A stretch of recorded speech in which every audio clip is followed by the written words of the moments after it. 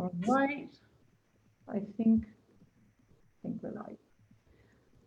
Hello, everybody. I'm Anila Ali, the president of AMWEC, and I'm thanking all of you for joining this compassionate conversation.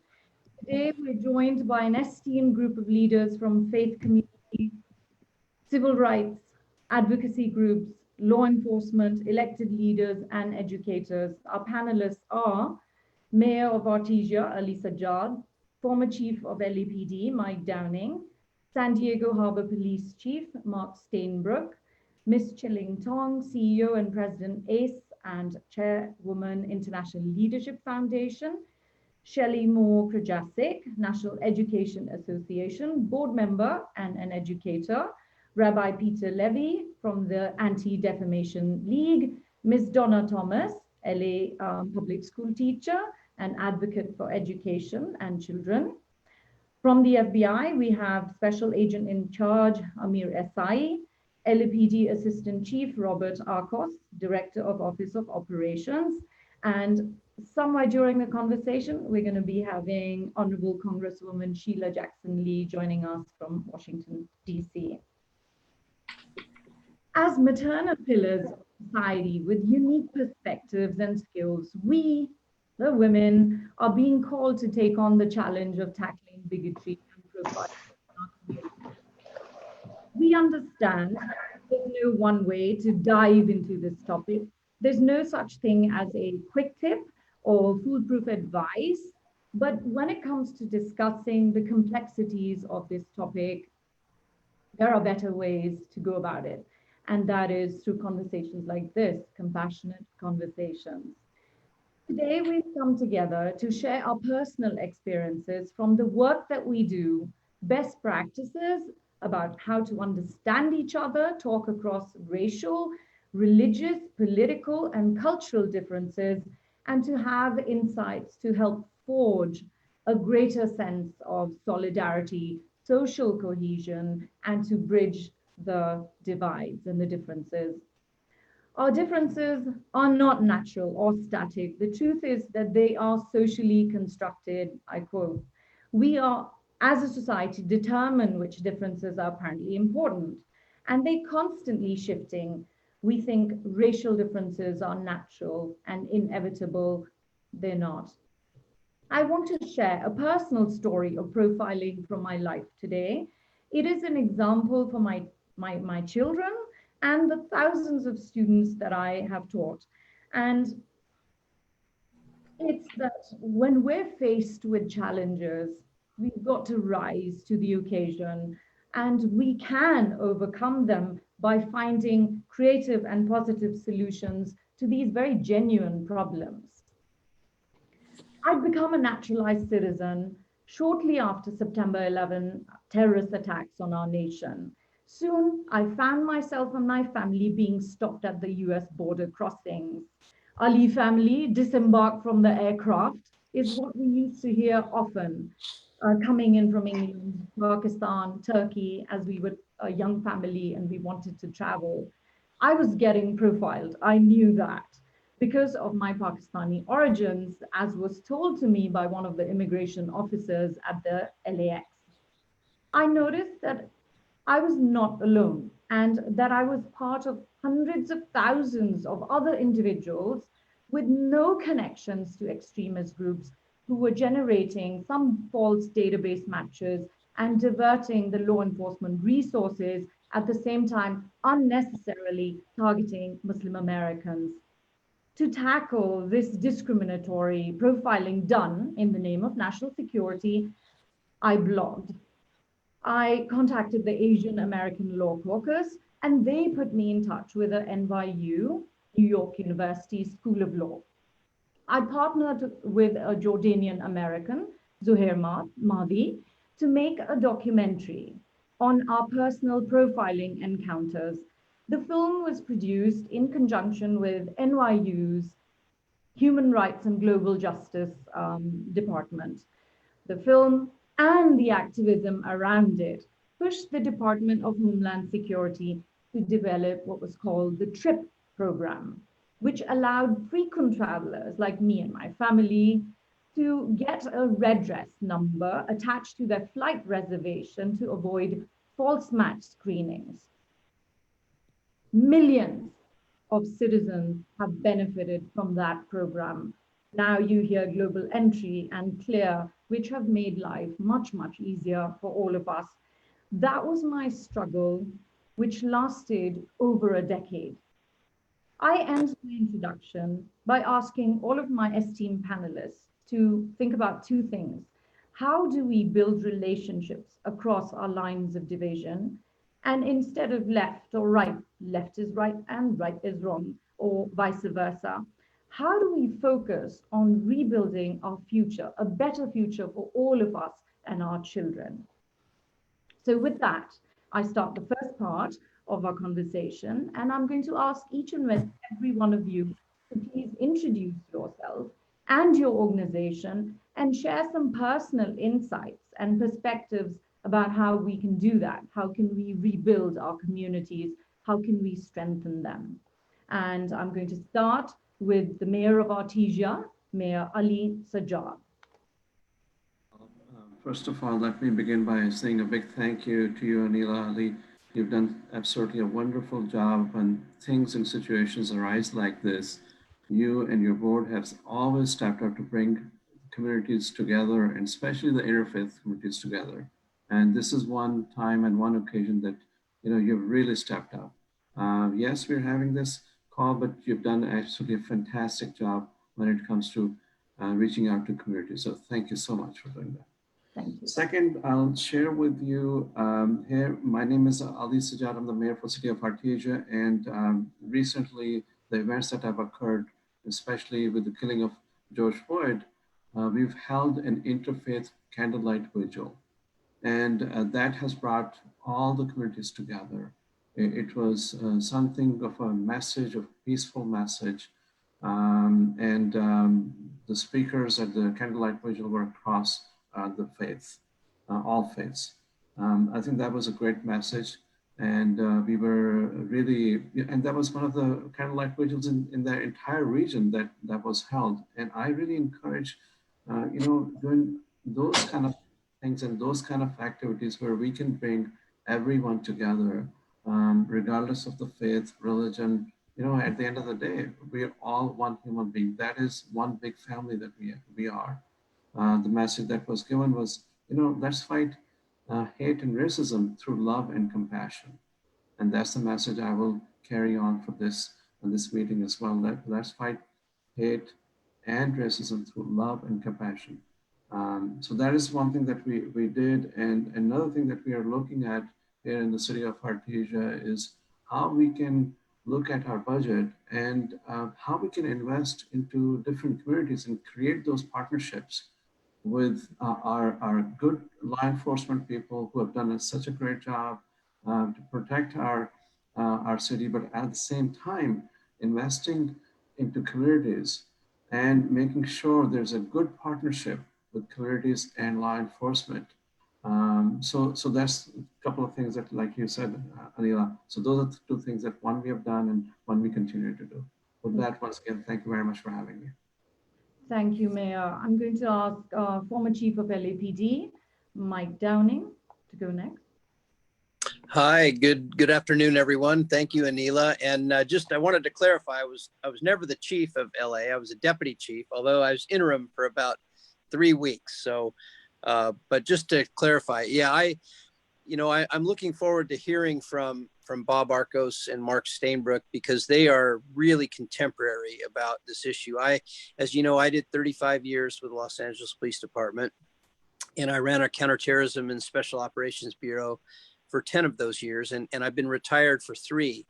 So I have a kind of an interesting perspective on both, being so inculcated inside the law enforcement culture and very proud and loving, every year of that, but also being now a retired a citizen, a citizen that's looking in, reading, seeing what's going on in the world. And as you know, Anila, when we first started out, when we first had our relationship between law enforcement and the communities, I told you that women are so important to this society and to this culture, and how countries treat women is an incredible indicator about the successful character of that country.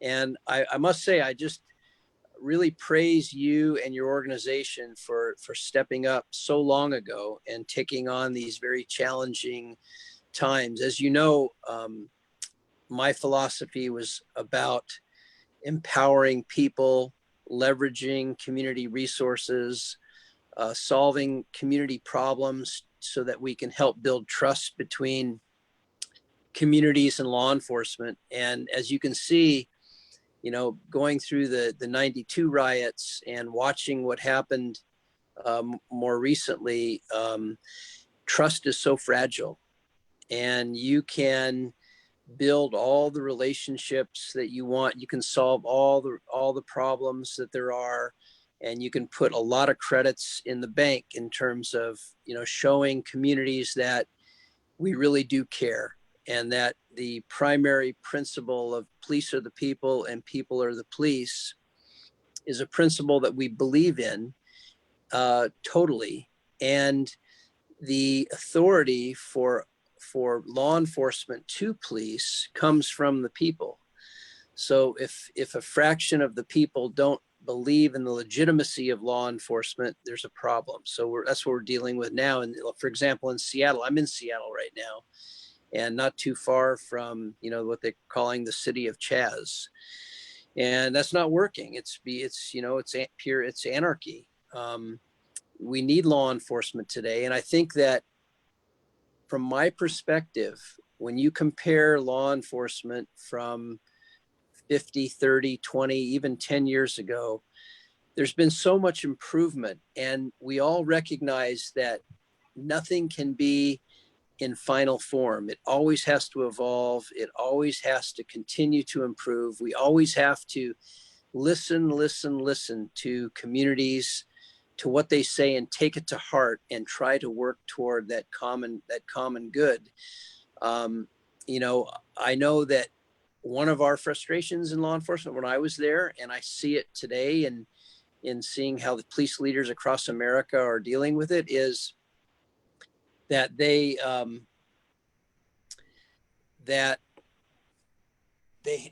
acknowledge that there's a problem. They acknowledge that reform needs to continue, which I don't think in the 90s you could say that universally. So that's a good thing. What I'm fearful of is that there's a loud voice saying that we need to completely erase, take the Etch-a-Sketch and shake it so it's all gone and start over. I think there is a good foundation. The culture certainly needs to continue to change and get better. And we need to bring more opportunities for people who haven't had those opportunities to come in and engage and have a voice. All those things need to take place, but we can't do without law enforcement. It is a very thin blue line. And the character and culture of law enforcement has improved a lot over the years. It needs to go a long way again. It needs to continue to improve. I will say that, you know, the 10 years that we were driven with our consent decree in Los Angeles, 187 paragraphs of reform that was oversaw by Judge Gary Fees, I think was the single most driving force in terms of cultural change for the LAPD. And I think it was fantastic. I think, but there's always slippage here and there. But you know, there's 18,000 law enforcement agencies in America today. 10, 20 years ago, it was a strength because nobody knows their community like local law enforcement. Today, I'm not so sure it's a strength in that there's all different standards of training, of academia, of even culture. And maybe there needs to be some type of a national effort to develop performance objectives and certification and deselection and all those things. Maybe that's what we do need to kind of look toward. So I won't take up more time. Thank you. No, thank you. And I think talking about trusting relationship, that's what Muslim women had when we started out 13, 14 years ago. So I'm going to move to Chief of San Diego Harbor Police, Mark Stainbrook. Well, thank you, Anila, and thank you for inviting us all to participate. I'm putting my timer on 3 minutes because I don't want you to yell at me, and I hate following Mike Downing because he's so articulate. But so I am the chief of the San Diego Harbor Police, which covers the San Diego Bay, all the area around the bay, and also the airport. So we deal with a very unique set of circumstances, a lot of tourism, a lot of travelers, many different types of communities come to and from our area. And of course, we have a huge business community. So we've had some definitely interesting times, all of us, over the last few months, haven't we? With COVID, we've been locked away from our communities, and being able to participate in those communal events where we find that human connection. Then we have this media event, which was, to me, just perpetrated by an evil person in a police uniform. And I just hated the fact to watch someone in a police uniform do what he did, and I couldn't even understand it myself. So, I'll tell you personally, I went through several weeks of being depressed, upset at what I saw, just unhappy that the profession that I love was under attack, and that person represented every law enforcement person in America. Because that's not true, and it bothers me that all the officers that are out there trying to do the right things and working hard. And today I get to present 7 medals of life-saving medals to my officers, and nobody's covering that, and that's too bad. But what it does do is it gives us the ability to review our collective consciousness on many social issues, and it's not just about law enforcement, but it really is about equality, about social equity, about economic issues, and other inequities in our society, as you mentioned, the social construct. So I think there are different ideas about how to improve the current situation, but personally, I've come to the following conclusions. I can't change the whole world, but I can change the little piece of the world that's around me, and I can try to make it a better place as a chief of police because I have that sort of power. I can ensure that we try to recruit and hire the right people. I can make sure they're trained well. I can make sure we hold them accountable, and that we give them the support they need over a long career of seeing some really bad things and dealing with some really bad situations. This includes, to me, coaching and mentoring minority employees and helping them find the opportunities to be successful. So my top priorities as chief for my department are always to foster a work environment where people can feel safe and achieve their fullest potential, and that kind of radiates out, because I tell my folks, you have 10, 20 contacts with people every day. Every opportunity is to have someone have a positive interaction with the chief or with the police. So, I can also choose to hide in my office, or I can choose to get out there, and I'm choosing to do the latter. So this is my second town hall in 2 days. All the chiefs in San Diego County met twice last week with minority community leaders, and we really focused on a two-way conversation, and listening for us, though, was the primary thing.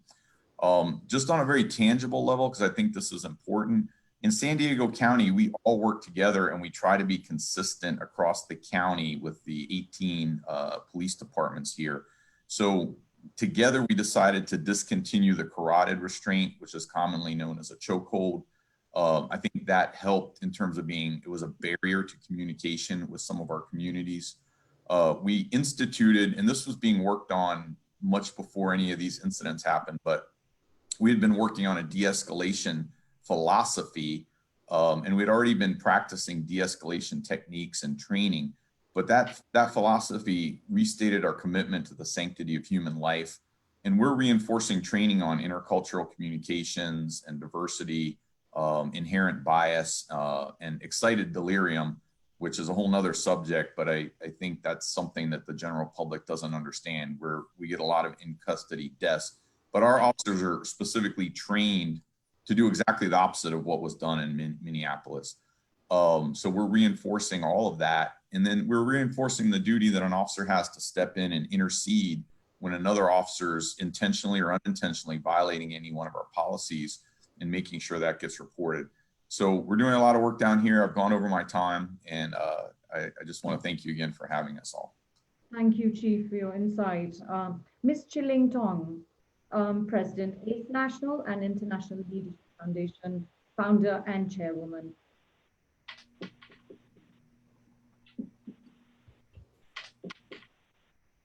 Ms. Tong, I'm going to ask you to unmute.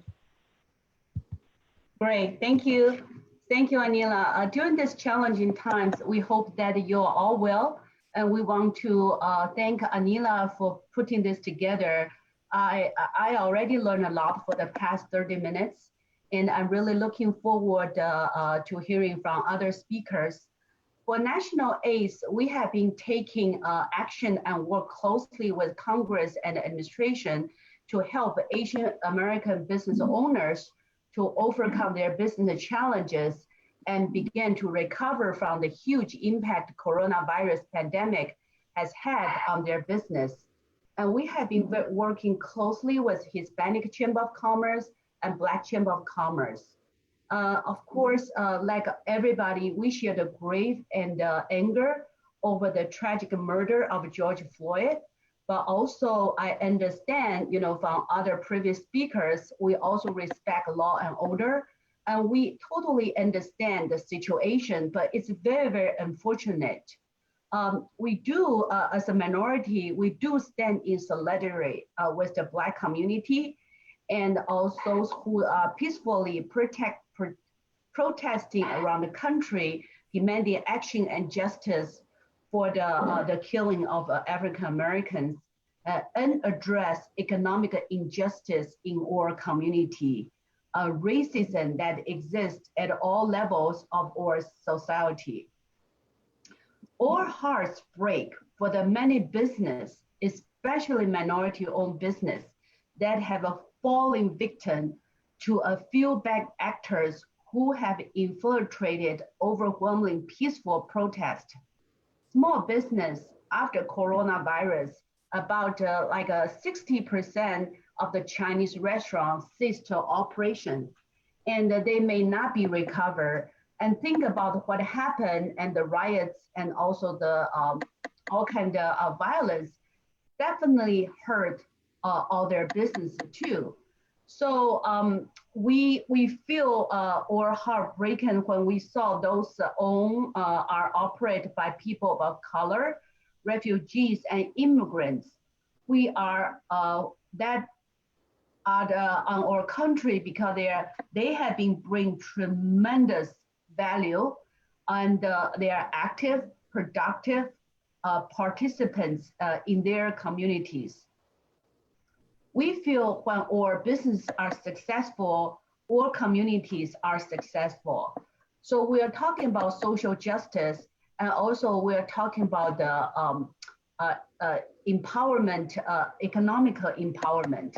So we feel we have never had this opportunity, but we really want to work closely with all the minority communities and to be united to empower our community.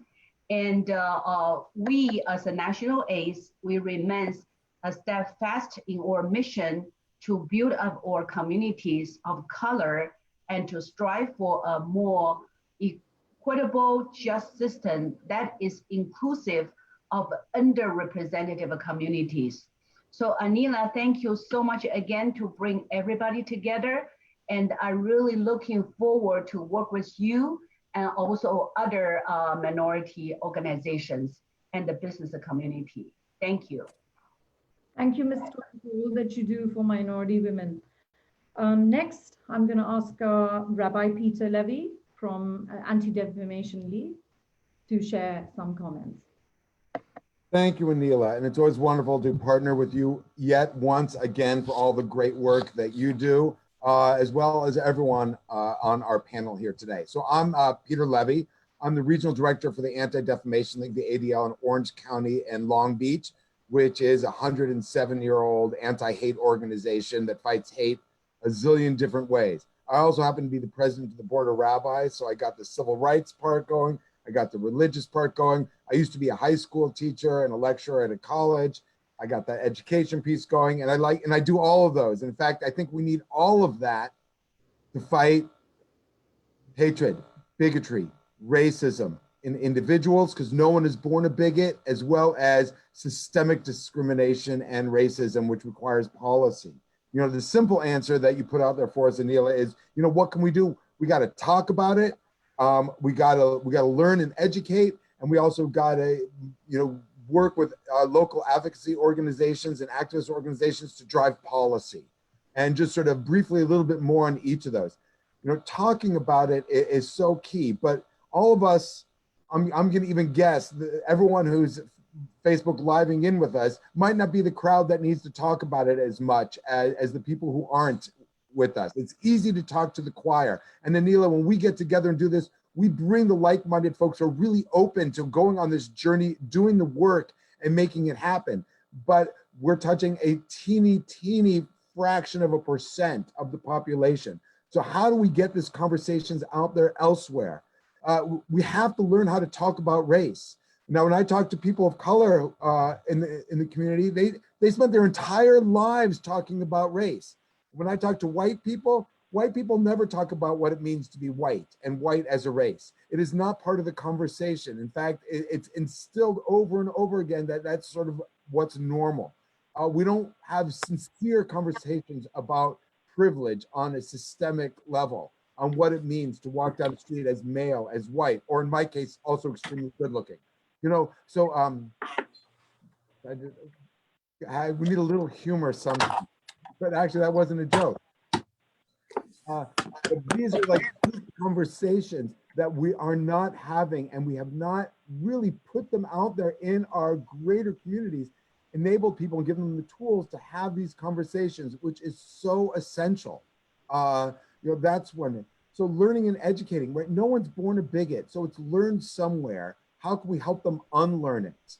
And where is it learned? Well, let me tell you where it's learned. It's not that it's learned so explicitly. It's learned by if you opened a book, have you watched a movie, have you walked outside the doors of your house, have you gone to school, have you walked into a store, have you interacted with the world out there? And if you have, then all sorts of biases, not intentionally, come in. For example, if I say peanut butter, you say, and I know you all said jelly, or at least thought, all right, except one person. Chocolate.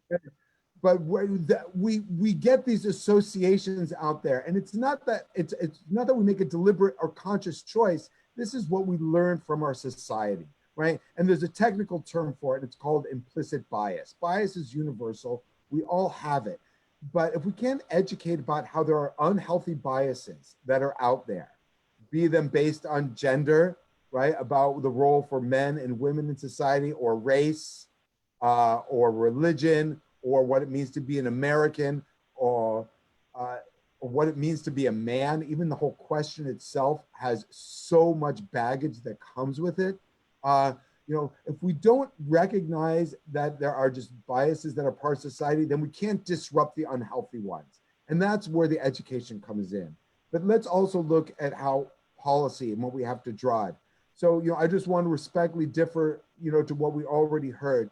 You know, we're here today ostensibly because of George Floyd, because of the use of police force and about racism, right? That's the timing on why we have to be together, though none of these issues are new. And none of them are a decade old or a century old. But we're here precisely because of what we've seen so horrifically. And we have to ask ourselves, do we think the race, the color of George Floyd's skin had anything to do with it? And, you know, that's sort of the question that's hanging out there. And it's not just one bad cop, right, that did that, because we saw 3 other cops sit and do nothing. And you know what? Minneapolis police is progressive. They have done anti-bias training. They've done de-escalation training. They've done all those things, and this still happened in that police department.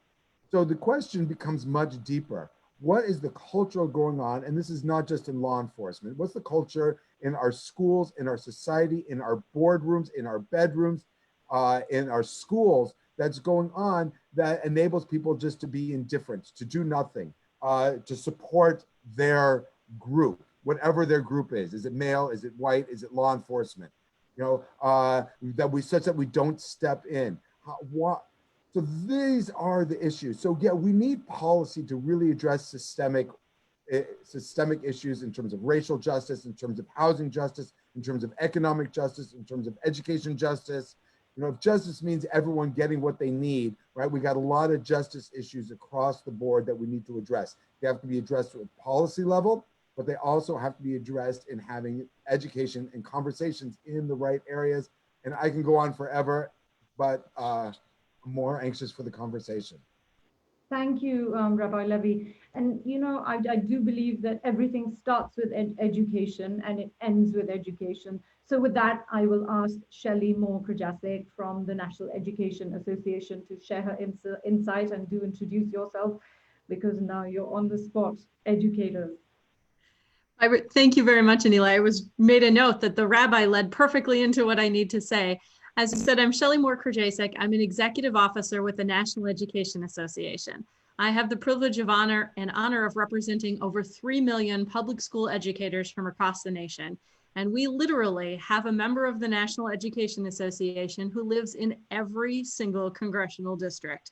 So if we do this right, we can really have an impact. So let's talk about what doing this right means. It means first that we had to recognize the biases that exist within the structures and within the educators. About 80% of all public school teachers are women, and the preponderance of those are white women. So that means actually spending time exploring how educators are taught and trained. And then it also means looking at the systems that exist. And so for the past 7 years, one of the 3 most significant elements of what the National Education Association has been working on is racial justice in education. And you can learn about this at neaedjustice.org, where we've got conversation starters, we've got policies, we've got ways for people to begin to think about, to study their own, as the rabbi said, implicit bias, but then also to look at how that's embedded in our schools. The entire time I was the chairperson for the English department at the high school I worked at, I didn't approve a single textbook because, among other things, the world around us is filled with learning opportunities, but the textbooks themselves taught students to view the world and others through a specific paradigm that did not match with what I believed we should be teaching those students. And I still think that's true. I will point out most textbooks are written in Texas, and that should show some bias right there. But these are some of the things that we can be doing. But another is, we know that so much of what happens in our schools is dictated by policy both at the local, state and state level, but also at the national level. And that's where we've got the current Elementary and Secondary Education Act, the Every Student Succeeds Act, that not just encourages, but requires that members of the community are involved in taking action in regard to the plans that each of our school districts and our states submit for federal funding. So this isn't just about what the educators can do in their individual classrooms. We need to be fierce advocates there, but it's what can we do as partners, as with people who have vested interest in our communities. We can and we must shift that paradigm so that we are fully educating all of our students to the best of their abilities, not the best of abilities dictated by a very specific and narrow religious, gender-based, sexuality-based, and of course, race-based perspective. And that is what we promise to do with the National Education Association. And I'm enjoying the conversation. Thank you. Thank you. And then I'm going to ask another educator, Ms. Donna Thomas, to introduce herself and then share some of her insights in the classroom, outside the classroom. Okay, then. Oh, shoot. Of course, my phone would ring. Let me turn it off. Okay. So thank you, Anila, for this opportunity to be a part of this conversation. My name is Donna Thomas. I've been teaching in the Lawndale School District for 26 years, and I teach students with IEPs, students with special needs. And there was when I first started working in the current school that I'm in now, it was another Black teacher, but then he retired. And then for a while, I was the only Black teacher. So you can imagine that whenever there was a problem or whatever with a student who was an African American, they would send them or direct them to me or ask me questions about them whenever they're trying to think of the next, and I'm talking colleagues. Whenever they was trying to think of what rap song or whatever, they would look at me as if I had the answer, and I don't listen to rap music. So you can just imagine the kind of conversations that I would walk into the teacher's lounge and hear. Sometimes I would take the time to educate or to have a conversation, and a lot of times I would just let it roll off or just try to ignore it for the time being because I'm running to my next class. But what's been going on now, one thing I've noticed is that a lot of young people are really getting involved, and they're really upset. And it's not so, for me, it's not the George Floyd that put me over the edge. It's been happening for so many times. Even people in my own family, they weren't televised, but however, they've been rustled by the police department.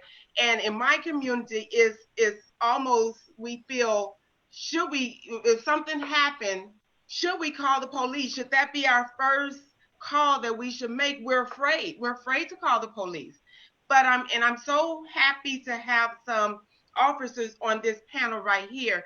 And one thing I have to search myself for is and I'm getting emotional, I don't want to be guilty of profiling the police department, because we can look at the white police officers and automatically think that they're going to beat us down or kill us, and that's not fair either.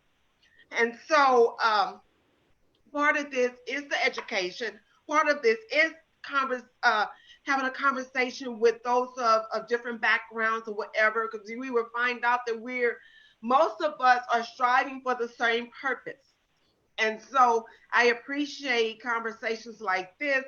And another thing that I realized, that Black Lives Matter movement is now taken more seriously, because the Black Lives Matter movement actually came out or started from the Trayvon Martin case. But it was just kind of only Black people really paid attention and tapped into it. But now I think they're being heard. And so, again, I'm just really, I really appreciate this opportunity to be a part of this conversation. Thank you. Thank you, Ms. Thomas, for sharing your very personal, deep insight. I think our job as educators is even more important. And you're right in saying, how do we toe this line and walk in the middle and make our kids not ever, the implicit bias that Peter Levy talked about. How do we make our kids, these are the future kids of America, they're going to be leaders. How do we instill that, that compassion, that empathy in them for all of us that are here making their lives better? I will ask now Chief Robert Arcos to chime in. Thank you, Anila. Can you hear me okay? There's a little bit of pause in the back. Hear me now? Yes, I think it's fine. Yeah. Is everybody okay hearing me? I know we had some technical difficulties. We had Air Information Technology Bureau from the Los Angeles Department here trying to help me, and we couldn't get it. So we have a lot of work to do on many levels here in our own department. But I want to thank you, Anila, and to your association, your organization, for being out in front. And what an exceptional group of panelists that you put together. And then just in this short 40 minutes, everyone has really hit so many points that we need to talk about much more deeper. Again, to Rabbi Levi, for your work on talking about how we have to go deeper, and culture. You could not have said it at a more important time. Donna, I love you. Thank you for being vulnerable, and thank you for allowing yourself to show emotion. It's so important for all of us here, as we said, that we need to get out. We need to get out and have these conversations in our communities of color and have real deep conversations. I did want to just say a quick hello to Chief Downing, Mike Downing. Thank you for being here. Good to see you, Chief. And to Mark Stainbrook, thank you for your words, and congratulations to your 7 officers. just let them know we are very grateful for their work and they should be recognized. And thank you for being the leader that you are and still pushing those things forward. It's a really tough time. I've had a lot of reflection. As the assistant chief of the Los Angeles Police Department, I oversee the Office of Operations. That's all 21 of our police stations. So it's essentially just about everybody in the black and white that travels through this 440 square miles of Los Angeles, servicing 4.4 million people every single day. And they do so honorably. This is not, again, to try and minimize or defend the awful things that we have seen across our country and law enforcement. Police accountability must be at the forefront of these conversations, rooting out systemic racism, police brutality, bias, all those things. We agree. This is, as people have said, this is the choir. We don't need to be convinced. We know where the work lies, and we got to get to it and make a difference and make a change. In 1992, I stood on the corners here in Los Angeles in the Pico Union area, watching a city that I grew up in, a city that I love, and a police department that I love burn almost to the ground. 900 buildings burned in the city of Los Angeles. There was about 63 people who were killed in 7 days in those riots. And I was a young police officer. I was only 4 years on the job, and I was very naive. I didn't understand, why could this be happening? What's going on? Today, I'm much wiser, much more wisdom and understanding. The issues are at hand. This is not a fleeting moment. This is a movement that is, as Donna spoke to, there's a lot of young people behind this who are going to be persistent and stay on this topic every single day and ask for accountability. I see it every single day. In the last 10 years, I've been able to facilitate a number of protests, peaceful protests, that we're very proud of doing every single day out here in the city of Los Angeles. But this is much different. This is much different. It's very thick. It's very deep. It is at the root of a culture that needs a lot of attention, other than just kind of glossing over it and passing a few legislative motions, et cetera. It's going to be deeper. It's going to take a lot of work together. Chief Downing spoke to it earlier, and this is one of the things that I've been trying to reflect upon, is that this department has been proud of a number of progressive reforms that we've made since the consent decree and moving forward. We've worked hard at building trust. Chief Charlie Beck at the time will talk about putting trust as equity in the bank. We have to keep working at that every single day in our communities. And it is very fragile, and it requires a lot of nurturing. And all the work that has been done, and I'm speaking just on the Los Angeles Department, I know a number of departments have been doing their own work and developing good community policing practices and relationship building. But all that work that we've seen here was wiped away very quickly. So again, it is a wake-up call, that it's something that we cannot take for granted, that we cannot rely upon, that this is going to go away. It is really challenging us all to get together and work closely, again, in our communities of color, not just on these webinars and Zoom calls are all great, going on the news or the radio and giving 60-minute sound bites. They're nice things to have, but the real work is on the ground. You have to be in the neighborhoods. You have to go door to door. You have to sit on people's front porch. You have to sit in their yards or in their living rooms and have those conversations that are meaningful and are hard to listen to. But they have to be had. And we've done a number of things here with our community safety partnership and working in our housing developments that I believe really set a model forward for us to continue to do. And we know it can be better. And we look forward to those things that are going to come from our communities that are going to be asking and demanding of us to do. So I'll stop there, Anila. Thank you very much for your time. Thank you, Chief. Okay. Yes, I think we should all roll up our sleeves and get to work. That's how we're going to change things. The next panelist is Amir Ehsaei, Special Agent in Charge, FBI. Welcome, Amir.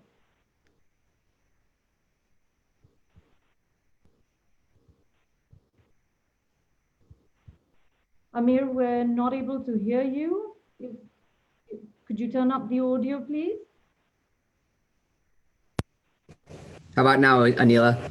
Hello. Yes, we can hear you well now. Okay, thanks. Yeah, sorry I was late. I was having technical difficulties. First, just want to thank everyone and thank you for having me on this panel.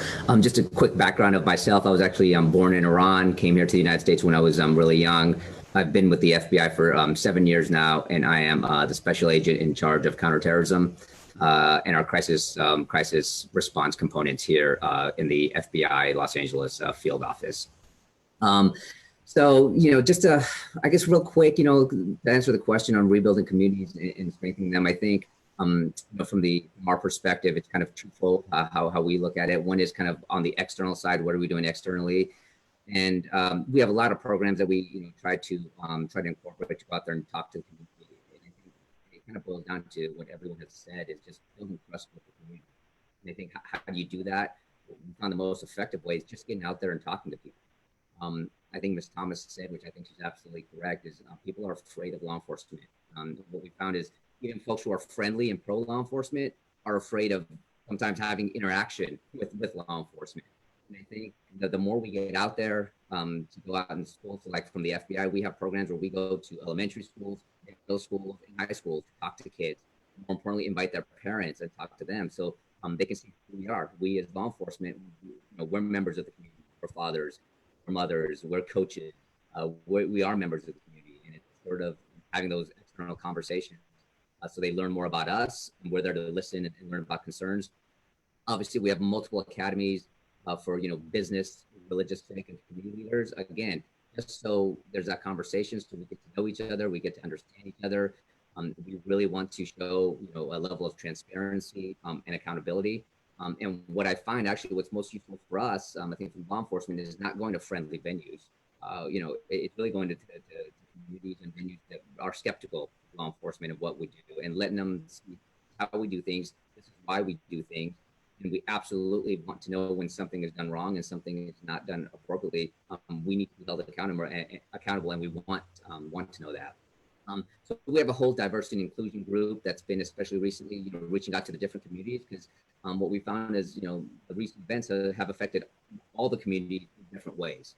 So it's for us to be a listening ear, seeing, what we can bring to the table and making sure that people felt heard and letting them know, what our roles are as law enforcement in this. And then internally, we I'm making a huge push. We are not where we need to be at all when it comes to our level of diversity, both on the racial and ethnic levels, and also the female levels as far as employees and especially agents in the FBI. So we're making a huge push to try to increase our diversity when it comes to recruiting agents in the FBI. Even internally, we want to make sure as we're promoting, that we're trying to promote a diverse group into management. So we have a cross-cultural mentoring component where we have executives who mentor people who aren't like themselves. I think for us, it's looking at it not only externally from the community, but internally. What do we need to do to make sure we are looking at all the different viewpoints, understanding all the different viewpoints that come into play. And so I think the more we get out there, the more we can get involved in community meetings, gathering. So have kind of that personal interaction, what I think we found to be valuable. Thank you, Amir. Now, I'd like to address all of you and ask you to share some insights from your organization's work as individuals, as educators, as parents, as matriarchs, as elected leaders, law enforcement, and give us some insight on how do we fight and the issues of hate, racism, and bigotry. I know that some of you have given some ideas, but you could share a personal story, you being out in the community. What do you think that we can do to rebuild that trust and come together? And I'm going to start with Miss Chiling Tong. And I'll just quickly unmute. Chiling Tong. Okay. Got it. Thank you, Anila. Anila, when you put this conference together, you put like women leading the struggle against profiling. That's one I like. I think every word you said is correct. I think in order to prevent for further violence, to have this kind of webinar, it's very, very important because you put a collation of all the leaders together. For we are in Washington, D.C. We always, working with the administration, the Congress, but sometimes we feel we are so far away from the community. And you have such a high level police officer here and share their insights. For us, when we listen to that, we will bring back to Washington, D.C., and we'll be able to share with all of them. So I think the collation of leaders together, that is very, very key. And also, I'm so glad you bring educators, to this panel. I think education is also very, very important. For us, having this kind of national conversation, we'll be able to share with different aspects. Although I always say minority, but I really don't think this country should be divided white and a minority. Like myself, I'm married to a Caucasian husband, and we share the good culture, American history, American culture, American value. And also he has learned the Asian culture, Asian value, and the Asian tradition. So I think have this kind of national conversation is very, very critical. I salute to all police officers. I think majority of them, they have done great job to protect us. Without them, our society will not be in order. However, no matter what kind of industry or what kind of profession or business, there always have some bad apple over there. And it's very, very, unfortunately, everybody just look at that particular case. However, we think the education is important, training is important, but also I think a dialogue is very, very critical. How we can share with each other from our perspective, and how we can share, from the Black community, what is important for them. I worked for a minority business agency for 6 years in the President Bush's, administration. So when I deal with the Black community, I feel there's so many values we can learn. But however, I think they should speak out more. They should share and let people know. And the dialogue, the conversation, the collation, it's just so critical. Thank you, Anila. Yes, Congresswoman.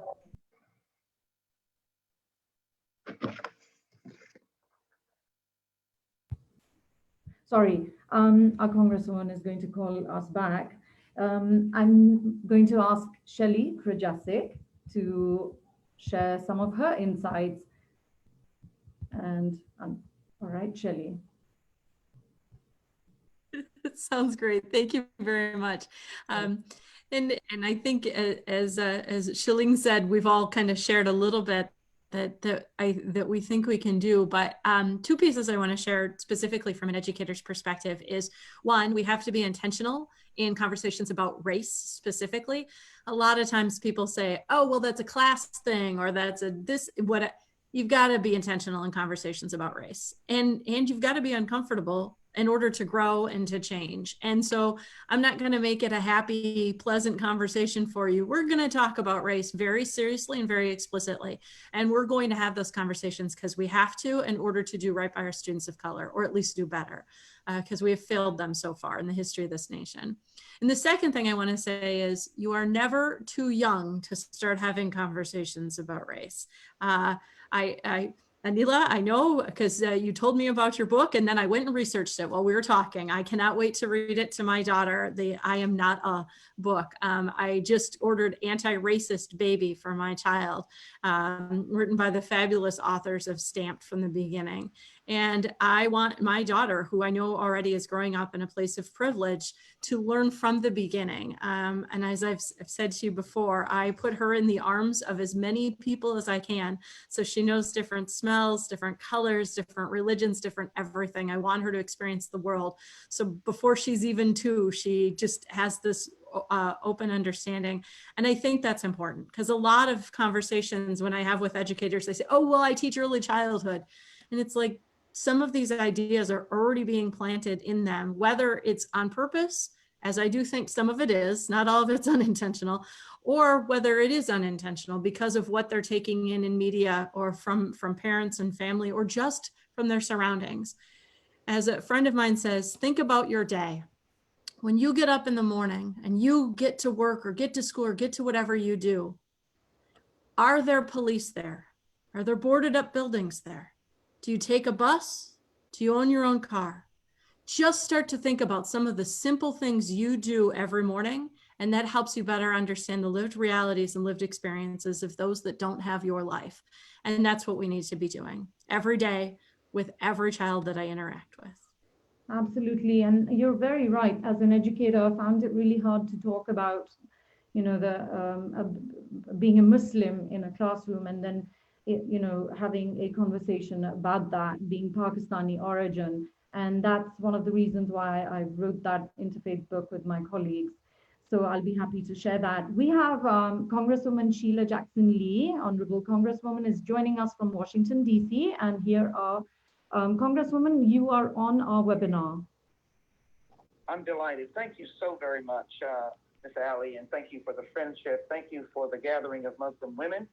Thank you for the gathering of women. I am in a hallway in the United States Congress in between a Rules Committee hearing on the Justice and Policing Act that we will debate on the floor of the House tomorrow, and as well the hearing dealing with whistleblowers who are presenting the conspicuous abuse of power of the President of the United States and Attorney General Barr and politically intervening in a series of criminal cases, including Mr. Roger Stone. But I could not think of a more important moment to step away and to speak to some who I may have met because I was in California with Ms. Ali some years ago, and to indicate that women are healers. If the nation ever needs the leadership and power of women from all backgrounds who understand peace and transformational leadership, it is now. We need that in our educators being able to teach children of the value of each other, whether or not they are of the same. It is no doubt after the murder on the streets of Minneapolis that systemic racism has raised its ugly head.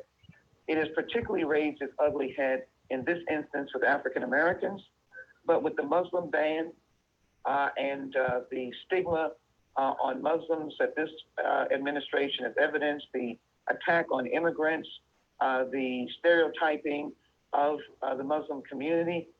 We are facing this from all perspectives. But let me focus specifically on where we are today.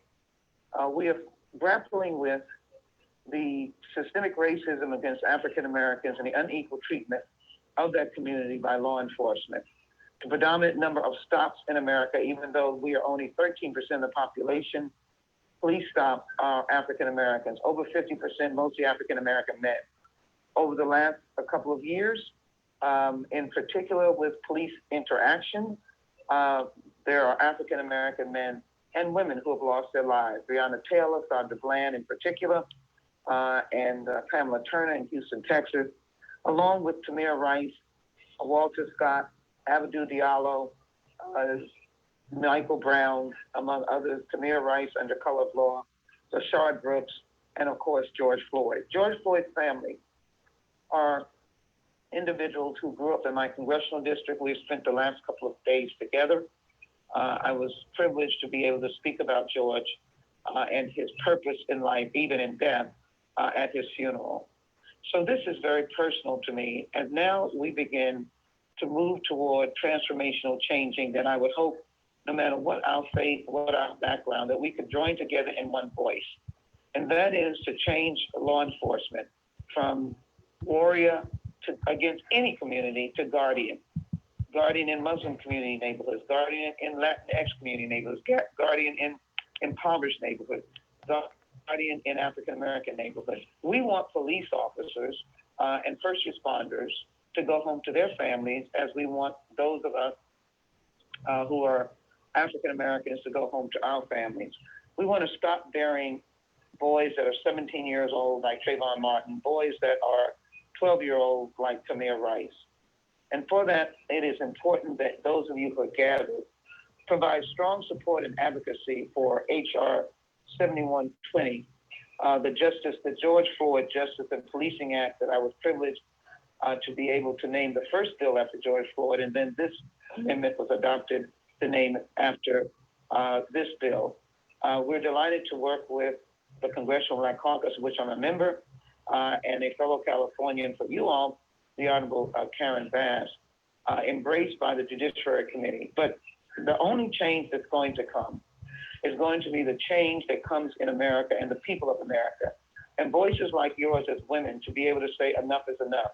You are not only women, your mothers, your sisters, your aunts, your wives, and you understand that you are custodial and caretakers in many instances.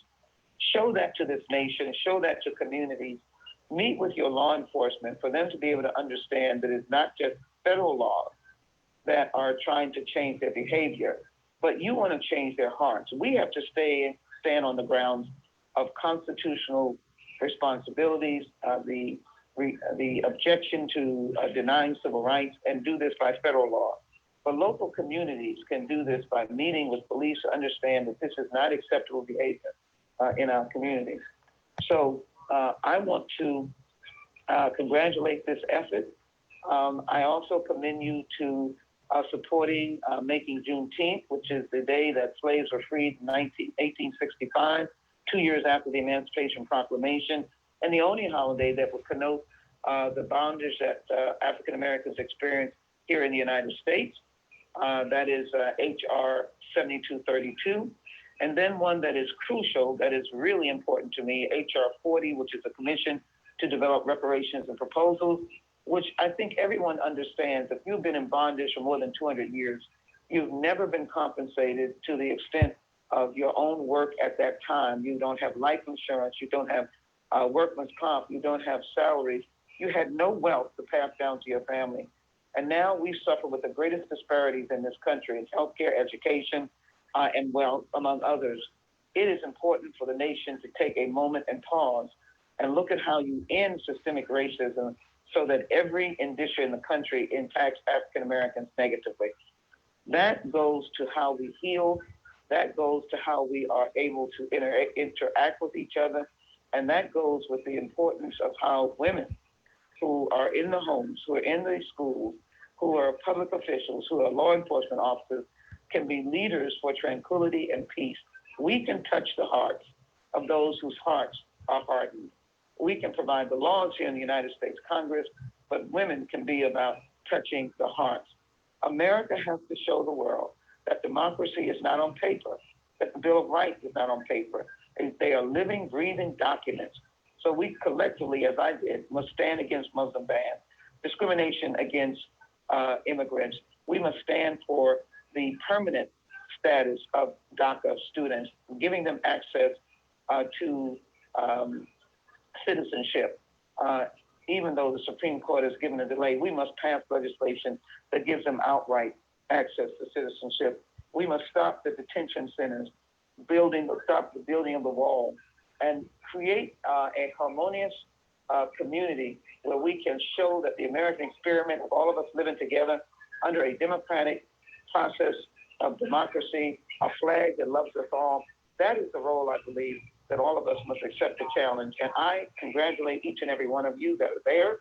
I hope you will look at these bills. I hope you will look at interacting and creating processes for interaction between law enforcement and community. And finally, in this bill, we end racial profiling. This is the Justice and Policing Act. And we end racial and religious bias under my legislation. We retrain 18,000 police officers, and we give communities the opportunity to establish a real civilian review board with subpoena powers. It is reimagining, it is significant, it is to heal this nation and to bring communities together by providing community groups with opportunities for creative interaction, funding for creative interaction with policing and young people. I know that this nation is great enough for us to move beyond the horrors of our recent years and to be able to stand on a mountain that shines brightly, that we are guardians, we are peacemakers, and we are lovers of democracy. So Ms. Ali, thank you so very much for having me here today. Thank you, Congresswoman. Thank you for taking the time out. I know you're busy and I won't stop you from going back to the floor. Thank you, ma'am. Thank you. So, have a good afternoon. You too. Thank you. Bye-bye. So having conversations and being women leaders, we can touch the hearts. Indeed, that is very true. I'm going to ask former Deputy Chief Downing, if you could share your insight next. Yes. Hi, Anila. Thank you. And I was just about to jump off, so I have to, I've got to run to another meeting. You know, I believe that, I mean, this is valuable. I learn something every time I'm involved in this. And I do think that racism, discrimination, and bigotry is an Achilles heel in our country. It has been an Achilles heel in our country, in our society, and in law enforcement. And we've made attempts at course corrections, you know, over the years, but nothing has really stuck to move culture where culture and character where it needs to be. We've heard talk about implicit and explicit bias, and you know, many police departments have gone through fair and impartial policing, but it has not yet changed the DNA and the character of law enforcement and society. Actually, many attempts have been made at it, but it has not achieved what it needs to achieve.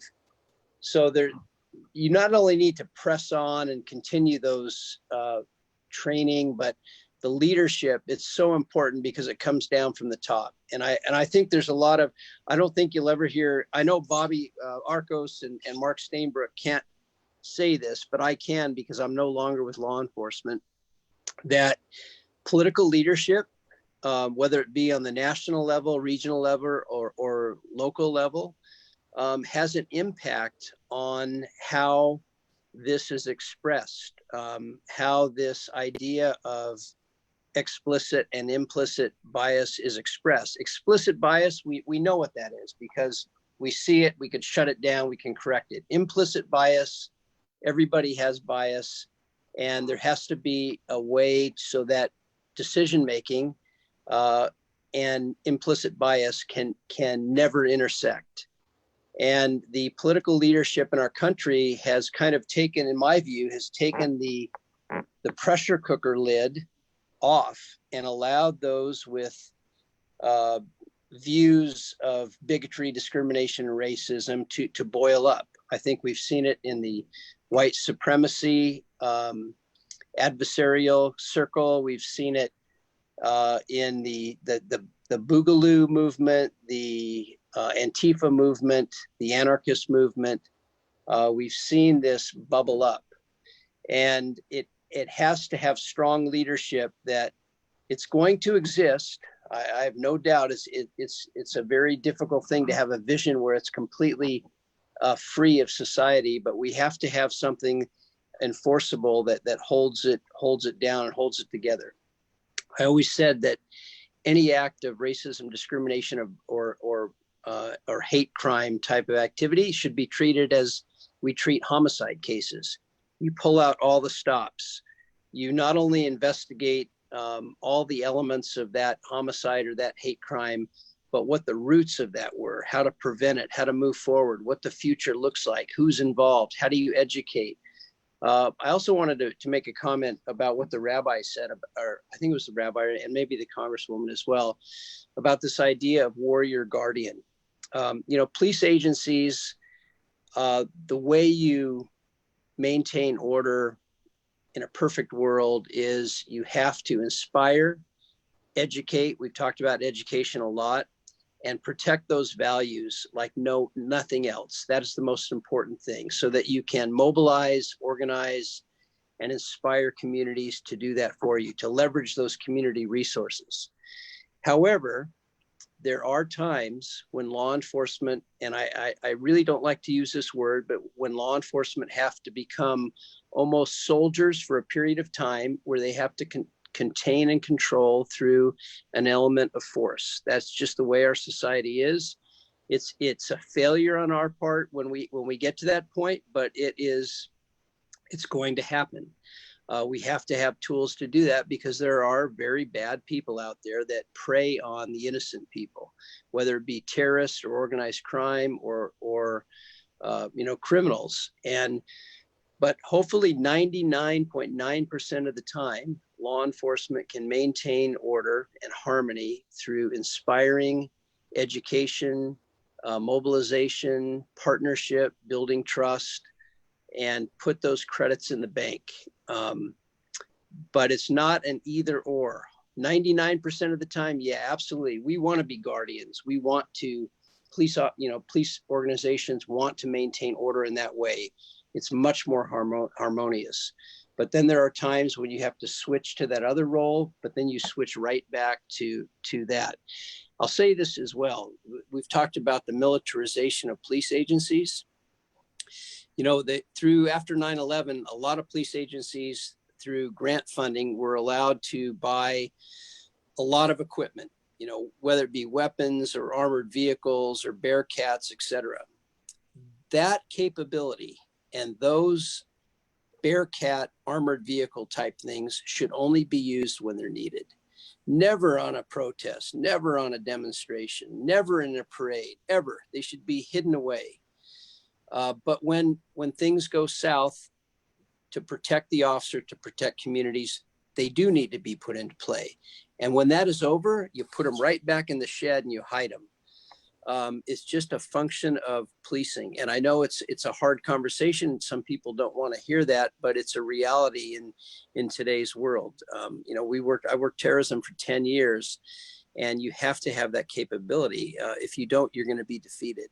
So I understand the balance going forward, and I completely agree with the guardian role of policing. That's what we need to do. We need to be inspirers. We need to protect those values. We need to maintain order and build community with that in building trust. But there are times when officers have to change that role, and then they need to go back to being that public servant 99% of the time. Thank you, Chief Downing. Thank you for your insight. And I know that you have to go, but let me put the question to Chief Mark Stainbrook and Chief Robert Arcos. How do we rebuild that trusting relationship, and what can you do in your sphere with the new reality that we have? What can you do to rebuild that trust?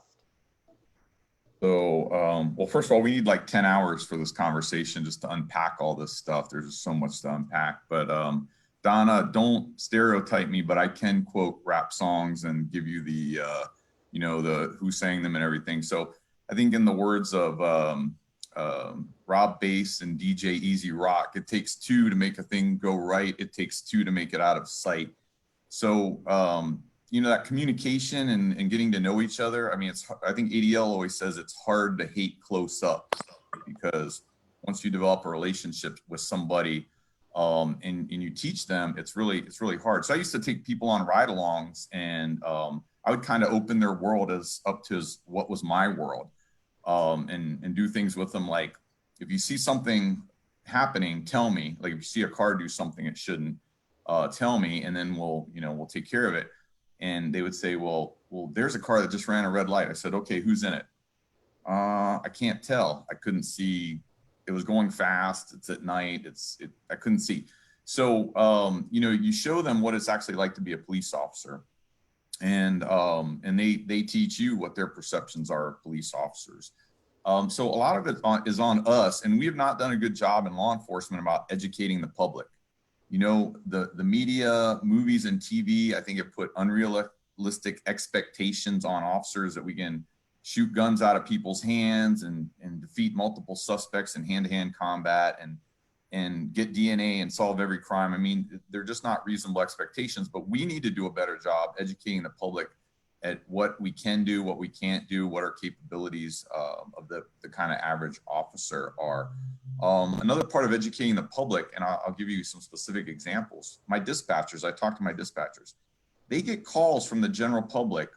Since we have an airport and we have a lot of cab drivers, and a lot of them are Somali here in San Diego, I'll be driving in and we'll see people praying on the side of the road, or we'll see them praying in the airport, and people will call and say, there's a Muslim praying in the airport. That's great. What do you want us to do about it? And you have to educate that person on, that's not a crime. That's not necessarily suspicious without other things. Or there's a black guy walking down the street, okay, or a Hispanic guy sleeping in his car in the park. You know, we have a lot of workers here, a lot of people who you know, use public transportation. You know, educating the general public is to not give us these calls where, what do you want us to do with that as the police? And my officers are very good about, you know, if and when and how they have to respond to those calls, taking that into consideration. So, you know, I think we should get some acknowledgement that we are understanding sometimes, you know, now when people are putting calls like that in. Just last thing I want to say, I love the idea of matriarchs. You know, after 30 years in policing, let's face it, most hate crimes and violent crimes are caused by males. I mean, that there's no doubt. But when I was a young man in my formative years, I'd rather get spanked by my dad than have my mom and grandma or women I love be disappointed in me. And sometimes young males have wrong-headed thoughts.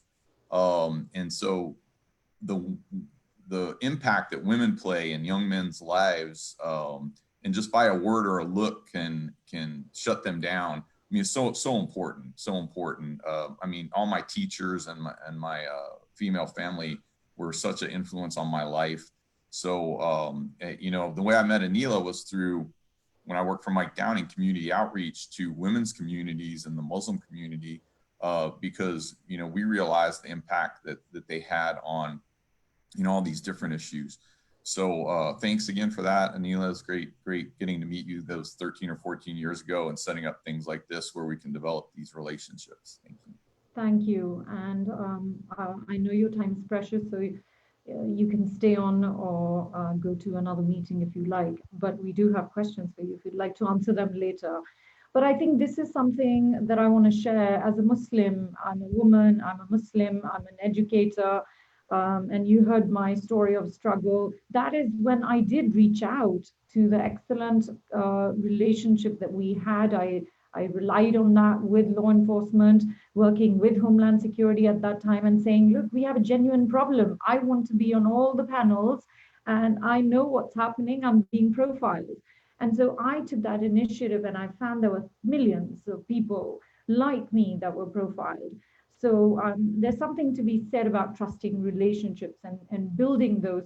It doesn't happen overnight. And I don't think any one of us are professing to have solutions to all of that, but it can happen. It is possible. And you know, we all have to put in some effort and make that change in our lifestyles. Chief Robert Arcos, and then I'm going to ask Amir Ehsaei. Chief Robert Arcos, are you there? He might be busy, so I'll move to Amir since Amir is right there. Yeah, thanks, Neela.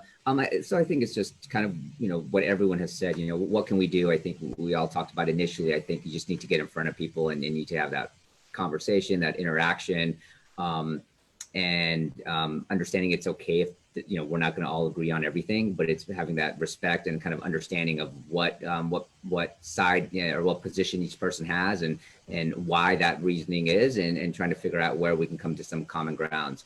But I think more importantly, it's just actions speak louder than words. I think from the FBI side is, you know, our role is to investigate allegations of violations of civil rights laws. And so what we need to do is, you know, we take that responsibility very seriously. And I think it's explaining to folks how these cases work for us, how investigations work. You know, we've had some public frustration sometimes with that, the fact that sometimes these take a little bit longer than people were hoping for. But, you know, our goal is to really be kind of do a fair, thorough, and impartial investigation. So I think it all just really comes back to explaining, you know, us hearing from the community, what concerns they have, and then explaining to them what our process is, how we do things, and why we do things. And I think just that constant dialogue is what's beneficial. You know, in my time, I've been in LA now 14 years. You know, we have these great conversations, but then we have lulls. And, we get these conversations, we have these meetings, everything goes well. And then there seems to be a little bit of a disconnect at some point. And then when something happens, we get back together. So I think the point is to try to continue to have that dialogue, continue to have that interaction, continue to have that, those meetings when things are going fine and well too. We don't want to just have these discussions when things go bad. Yes, I also wanted you to touch on the FBI Citizens Academy, because a lot of us, especially Muslims, when we didn't know how it works, we started joining the academy and learning a lot. So if you could just share something. Yeah, so we have two Citizens Academy here, one in Orange County and one in Los Angeles. And it's really a 8 to 10 week program where we ask business, religious, civic, community leaders to they have to apply and we bring them in, maybe a group of about 40 people. And it's really for them to understand our activities, our mission, our people, how we work with other law enforcement organizations, and really get an inside look of what we do and how we do it, what our authorities are, what we base the decisions on. And it gives them a really good perspective on the FBI. And like I said, we try to actually, we prefer to bring people that are more skeptical and maybe aren't as supportive of law enforcement. That's who we get. And then we even have events where we'll do a 1 day to 3 week mini Citizens Academy. We call them CREST events, where we'll go out to a certain community and do a very watered down version of our 8 to 10 week program. And then we have the junior special agent program, which I mentioned, which we go into high schools, and then our teen academy, which is we go into elementary schools. So we try to have multiple programs from that perspective. Thank you, Amir, for sharing that. I know my students are always excited to get somebody from FBI because they all love CSI, right? We as educators know what our kids watch. So the next person I want to ask is Miss Donna Thomas. If you can share your insights, you're an educator, you're a woman. Okay. Well, I agree that it's not too early. Our students are not too young to start having these conversations and understanding the various differences in each other, as well as they will find out what they have alike, the various backgrounds. They're not too young to start having these conversations or to being educated about race and talk about race. And one thing, as we were talking about what can be done, and I remember as a little Catholic school girl, besides Christmas, the one day I looked forward to every single year was the day Officer Friendly would come into our classroom and just talk and just ask whatever. We can ask any questions, and that we trusted at that time law enforcement because of Officer Friendly coming into our classrooms. And so that meant a lot as a child for me. And I think also just what can be done is just really understanding the initiatives that's on the ballots and really getting out and exercising your voting rights, and just really understanding who we are putting in office and what they stand for, and then holding them accountable, showing up to the town hall meeting, and I think if we all just not look to the next person to get it done, to do this and to do that, but we all would just, okay, this is our country, this is our society, this is our community, so we all have to get involved, not looking to your neighbor or looking to the person with the biggest mouth to go out and get things done, but everybody, like I always say to my family, that we all can't do everything, but I think everybody can do something. And if everybody's doing something, then a lot will get done. Thank you, Ms. Thomas. And Shelly, could you add to that as a representative of so many of us? Happy to help out, Anila. I think Donna said it perfectly. I was giving her snaps, actually. It really is. It is the work of all of us. And that's why I think it was important to me to say, as Donna said, as the only educator of color in her building, all of a sudden she became the official spokesperson for all people of color. That's not her job. It is the job of all of us to be having these conversations. And Oh my goodness, no wonder we have so much trouble getting educators of color. If we're asking you not just to take on the burdens of your own world and the challenges of being a teacher are hard enough, but oh yeah, by the way, you're the official representative of all the children of color in your building and take on all of their burdens as well. No wonder we lose so many of educators of color at a ridiculous rate. I mean, already we lose a full half of all educators in the profession in their first 5 years, but the rate of loss for educators of color is actually over 50% in the first 3 years.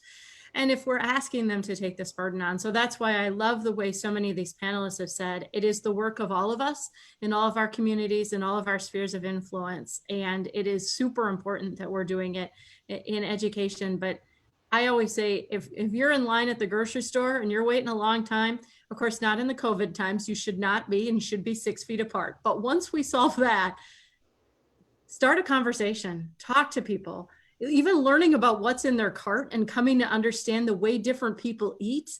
That is a way to understand different cultures and different worlds. And Donna's laughing at me now, but I really think it's important that we never stop talking about it. And that's why I love that you have these conversations, Anila, because this is how we start to heal and come together as a society.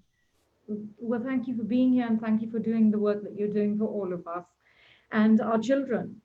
Rabbi Peter Levy, you have the last word. Let me just unmute you. Okay. I hope I'm not sorry if I'm the last. So yes, yes, what everyone said, it's a multi-pronged approach and we can't reduce it to just this will solve the problem or this will solve the problem. Is that we all have to be working in all these areas continually, and that our American system here is not as robust as we thought.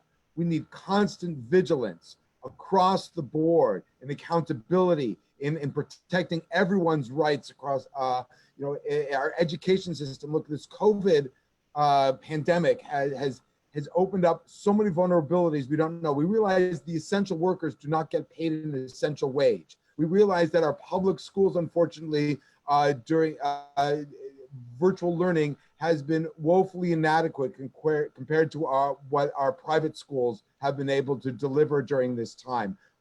We're seeing how the impact on college admissions and that experience. What we're going to see is, I think, a greater divide between haves and have-nots, which has a lot to do with not just class, but with race. A number of us have mentioned numerous times systemic racism on this call, but everyone hasn't mentioned it because, maybe it's new to our vocabulary: systemic racism, microaggression, implicit bias. We all have to really understand, maybe not the terms, but what the impact is on our communities. Individual relationships are fantastic for individual acts. It's not going to make the systemic changes that we need. Policy is fabulous, and I'm so grateful that the Congresswoman spoke beautifully and was on this call. And but let's be honest, 56 years ago, they passed the civil rights legislation. And some people said, we're done, racism is over, we passed civil rights legislation. Well, we know that that's not the case, right? So the policy is only one level, but how do communities and individuals embrace that? And what does that do within, our criminal justice system, our education system, our issues of economic justice? We can go on and on and on, and it's so fundamental. So everything is incremental. It is all necessary. And I think the number one thing I would say out there for us is to practice zero indifference. That we're not indifferent to a policy, to a joke at our dinner table, to a comment that we see online. That there's always, we don't have to put ourselves in harm's way, but there's always something that we can do. If we practice zero indifference, we cannot be indifferent to any type of bigotry wherever we see it.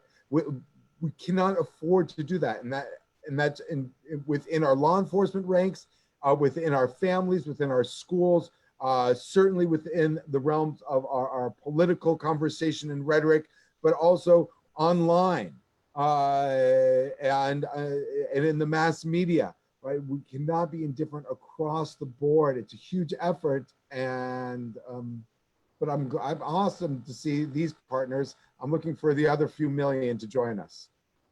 Thank you so much. And with that, I thank all of you for your valuable insight. And I end with a beautiful quote by Susan Fiske. And it sort of sums up our conversation quite beautifully. When you simply categorize the person, you're not attributing much of a mind to them. And so thank you. And I hope to have more compassionate conversations with all of you, and that each one of us is going to go and say hello to the person in the grocery line with safe social distancing and a mask on. So thank you. Thank you, Chiling, for joining us, and all of you, and have a good day. Thank you very much. Okay, bye-bye. Thank you. Bye-bye. Bye, everyone. Thank you.